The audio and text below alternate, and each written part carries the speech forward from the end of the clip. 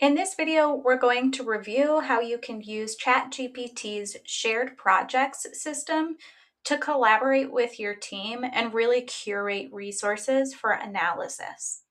So let's get started. We're going to click plus new project.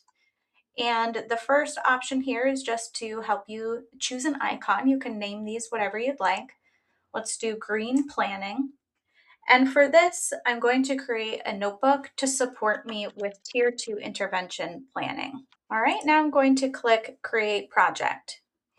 My first option that I'd want to do to enhance the collaborative aspect of this is to share this with a group or people. So for this, I'm going to share this with my colleague, Summer Johnson. Typing in their first and last name pulls up their FCPS address, so make sure that you are always logging into ChatGPT with @fcps.edu. Okay, and I want to make sure that they are a full editor of this. Press invite, and let's go back to the main screen. Now that I have a colleague in here, let's ground this chat in some documents. This is a great way to organize documents so that we can use the chat to analyze it. So this is really curation here, organizing, presenting information, and locating that for ease of access or ease of analysis in one place. So what I've done is I have this document that I've used in the past to help me organize all of my Tier 2 intervention lessons for a cycle that I have at my school. Okay, we have intervention cycles. So here I have my first lesson on inferencing for grade 6, my second lesson on inferencing for grade 7, and my third for inference for grade 8. Okay, so lots of lessons in here. And I basically want to use this chat to organize all these lessons. So I'm going to export these. And then I'm going to use the chat to see if I can think of some additional strategies to help me. So can ChatGPT help me with graphic organizers? Can it present new texts that are in line with it? Can it give me some more scaffolds for English language learners and students with disabilities, multilingual learners? And can it give me some student work, right? All right, let's go to our chat and see how we do. All right, we're back in our chat. We're going to click Add Files. And now I'm going to add these files from my desktop. Okay, I have all of the lessons pre-saved. And give it a second to all upload.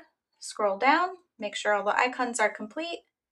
Press the X and you see you have 16 files over here. Now that we have this chat grounded in some knowledge, let's prompt this. All right, we're back with our prompt and let's review.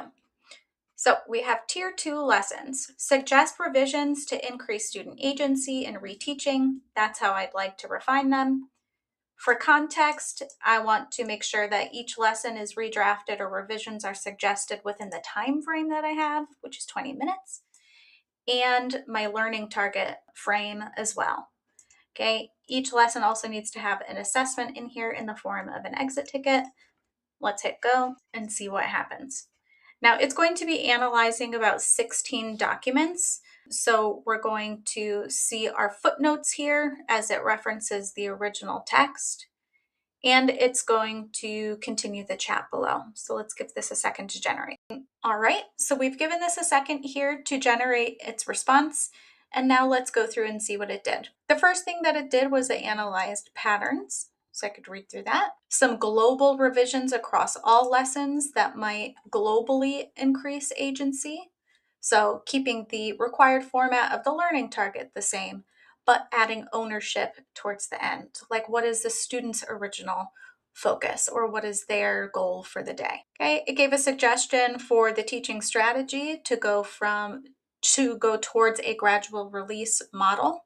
It went and gave us suggestions for how to refine the exit tickets to look for evidence of the skills. And then as we go further, we get the actual revisions or suggestions for each individual lesson. So we have our grade 6, 7, and 8 inference lessons categorized here. It's done a great job of bulking those together with some revisions in between and so on. Here we have our summary lessons and our go back to the text lessons and so on. Okay, so now using this, I could always continue to prompt in the chat for some further supports. So now let's say that I'd like to get some support with graphic organizers. I want to generate a graphic organizer that will help students with the inference lessons. Let's see how it does. All right, here's my prompt: generate a graphic organizer to support students in inference lessons. Only generate one that could be used across all grade levels.